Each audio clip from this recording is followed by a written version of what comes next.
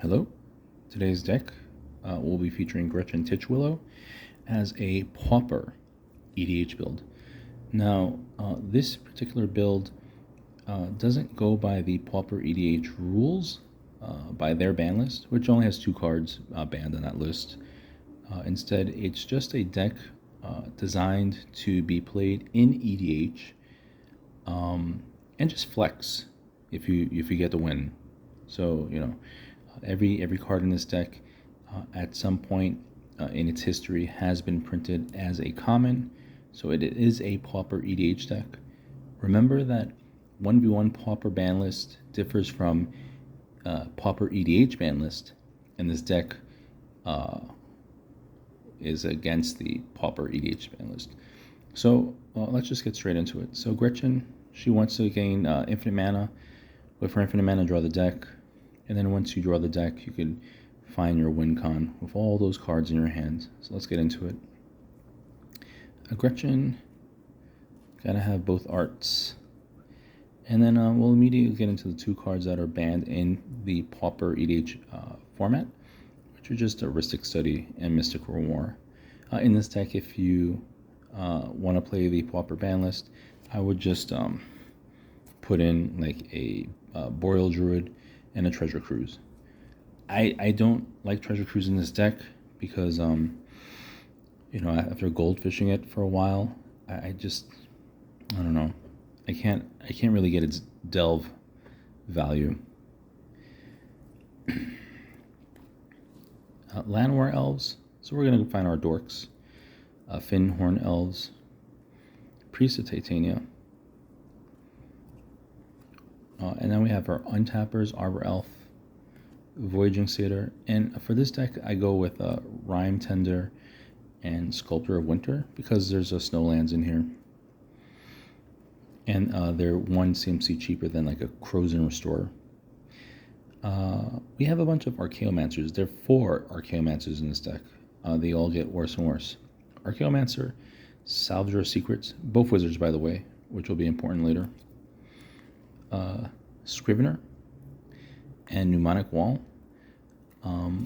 Now, one of the combos in this deck involves you having at least 2 of the Archaeomancers on board. So you can bounce you Ghostly Flicker the Archaeomancers. One will get the Ghostly Flicker, and the other one will get the Loop-de-Loop card that we'll talk about soon. Peregrine Drake and Cloud of Fairies, both really, really good cards, which have huge combo potential with High Tide and Mystic Sanctuary, and just if you have the time, look up Ghostly Flicker on Google for all the combo lines. Ghostly Flicker, their entire primers, entire Bibles written about Ghostly Flicker. I haven't seen so much written about one card since like Doomsday, since like Doomsday lines. So there's Ghostly Flicker, and just in case it gets hit, right? If it gets exiled by any chance, we have its shitty replacement, Displace. Replace, Displace. And now we have 2 of our 3 win cons in this deck. There's a 4th. The 4th will be an infinite mana Capsize with infinite buyback, but I don't know. I went against it. I figured if I ran this deck against a baby pod, they just won't understand getting infinitely capsized is game. And I've heard stories where people try to play it out, and I don't understand. So we have Compulsive Research. It's shit combo. Yes, I know, but this is a pauper deck. So target player draws 3 cards and blah, blah, blah. So you're going to infinitely recur this and just have each opponent infinitely draw their deck. Same thing with Deep Analysis. Don't buy it back. Don't flash it back, but just keep recurring it with a Mystic Sanctuary loop and have your opponent draw out their deck. High Tide. High Tide's really nasty in this deck. Goldfishing, I've done some really, really nice, big High Tide plays. Even if it wasn't for game, it was for a tremendous value of Gretchen. Some draws, our draw package, Git Probe, Ponder, Serum Vision, Opt, Sleight of Hand, Preordain, Brainstorm, Impulse, Frantic Search. This is I have a couple of cards that are in the mail. I know I usually do these EDH bling builds. This deck operates outside of my collection. It's its own independent deck with a handful of cards that are currently in the mail. Frantic Search, Gush, our Destruction package, Nature's Claim, Natural State, Resculpt. Primarily there to get rid of stacks pieces. Don't forget you're not going to be playing against a CEDH pod, but you are. I built this deck because I do have a couple of pods that I go against, and their power levels just can't compare to mine as a CEDH player. So even when I water down certain decks, it's still too much. It's still too oppressive, too fast for them. So a pauper deck should be fine, right? So still you want to be able to get rid of the 1 or 2 or 3 stacks pieces. Always a rule of thumb. Snap. Into the Royal and Blink of an Eye with your Archaeomancers and Infinite Mana. Get dirty. Our pauper counter package, Dispel. Lose focus. Losing my focus. Sort of drifting in the abstract in terms of how I see myself. So, Lose Focus, a brand new card, and I like it. I bought a whole bunch of foil on Troll and Toad so I could flip them in about a year or two. Deprive. Deprive is a really nice grindy card with Mystic Sanctuary. Memory Lapse. Nagate. Was that an anime character from somewhere? Counterspell. Some soft counters. Dive Down. Intervene. Mizium Skin. I've never heard of some of this shit. Jesus Christ. And then our enchantments. Well, I showed you 2 enchantments, but those could be swapped out if you're playing like legit pauper EDH with its own ban list and its own rules. Wild Growth. Utopia Sprawl. Trying to get this Utopia Sprawl on the dual Snowland because you're trying to find a Into the Real combo, which will require blue.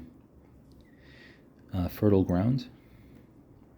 And these are like the hard ones. And there are a whole bunch of these that I actually cut from the deck to make space for like maybe another draw spell or something like that. New Horizons. Sheltered Area. Gift of Paradise. And then finally, you're freed from the real. Again, very, very important that you make blue to use half of that infinite blue to make green, and then once you have infinite green, infinite blue, you draw the deck and do shenanigans. And then Arkham's Astrolabe. I see a lot of decks, a lot of lists. They don't run this card. I don't know why. I was too lazy to look at look at a Reddit forum. I was just too lazy to investigate why pauper lists don't run Arkham's Astrolabe. But in one pauper it's banned, and I know it's a different game.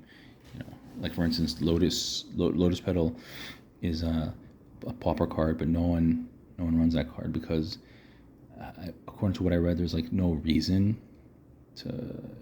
there's no storm in 1v1 pauper anymore, and there's no rush to play anything. There's no value. There's no exploitation of Lotus Petal, so it doesn't get played in pauper.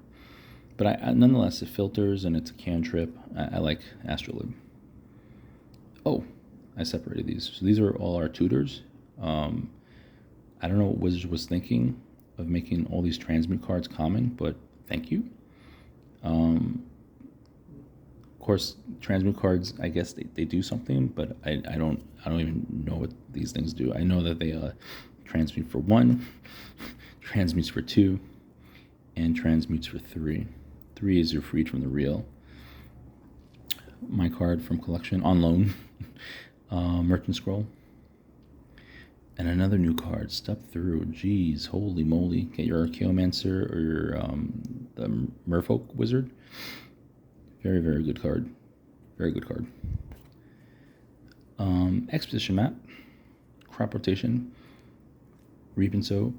Primarily, I guess you're going for your Mystic Sanctuary or your Dual Snow. A Reclaim. Limited recursion we have. The islands, we have 16 snow-covered islands and 12 snow-covered forests. We have our dual snow. It's a godsend for this format. I'm new to Pauper EDH. The more I solitaire it, the more I'm in love with the format. It's really fun, really stupid. Terramorphic Expanse and Evolving Wilds. You don't need those cards in this deck, but the free shuffle is really nice. It's really nice. All the free shuffles you can get are really nice, especially when you're trying to filter through the land. Command Tower. Simic Growthreamer, amazing card in this format. Halimar Depths, slow, but you're limited from what you could filter. And then finally we have our Mystic Sanctuary and Sunscorched Desert. These are just combo cards. I know there's a Ghostly Flicker combo that involves Sunscorched, and then this is really abused. And so that's it. That's the deck. Again, don't give me some hate. Don't give me hate with the because of the Mystic Remora and the Mystic Study.